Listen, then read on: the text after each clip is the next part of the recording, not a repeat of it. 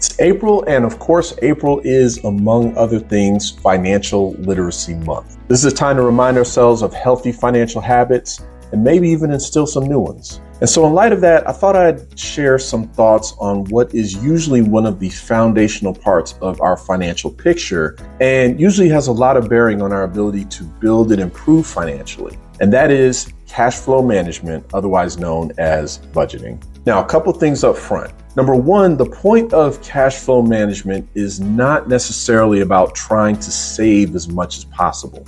Now, it could be if that's your objective, and it may need to be depending on where you are. But I'm also a big believer in striking a healthy balance between saving at a responsible rate that allows you to achieve your long-term goals and also being able to use resources to enhance what really matters to us in life. So to me, it's really just about having a good understanding of where your money is going and making sure that your spending reflects your values and objectives. And second, understand that the best type of cash flow management method or strategy for you is the one that you're going to follow and stick with. So if there's something I say here that you can use, great.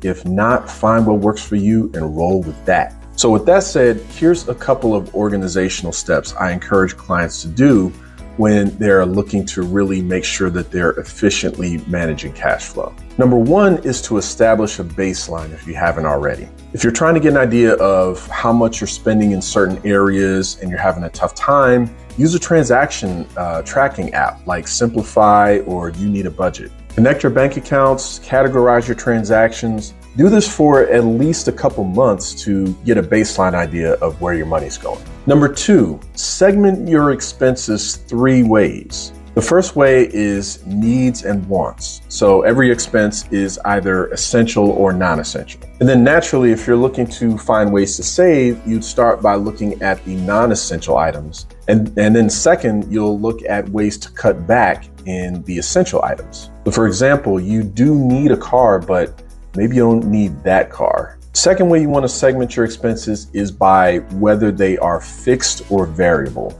So your fixed expenses, easy to plan around. And then you only have to manage your variable expenses, things like food, gas, entertainment. I'd even suggest to have fixed and variable expenses coming out of two separate accounts if that makes it easier to manage. And then third, you can segment your expenses by whether they are monthly or non-monthly. For those non-monthly expenses, they could be annual or semi-annual.